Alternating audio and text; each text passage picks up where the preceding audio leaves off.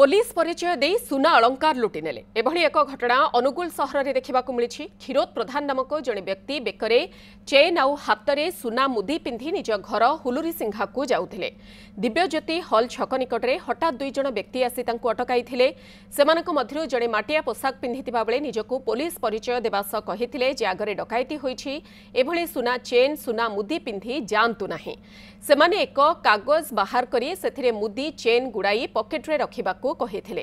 क्षीरोद मध्य सेमानक कथा मानी सुना मुदी एवं चेन कागज रे गुड़ाई नैथिले। तेबे घरे पहुंची पकेट्रु कागज खोली देखिबा बेलकू सेथिरे चारोटी गोड़ी थिला।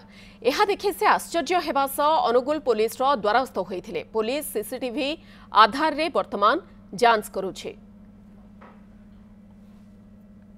मु चेन मुदी खोलिके जेतले मो पकेट रखली से पकेट ना डिक्की रे रख से गोटे कागज देला पर पकेट रे रखिनी मुदी डिक्की रे खोलला पर जेतले मु आसिली जिंस मु आमे जेतले परे गलु देखलु जे जिंस मु मो ऑफिस को आसिला परे आउ नाही से मुदी चेन नाही पत्थर चार्जी अछि।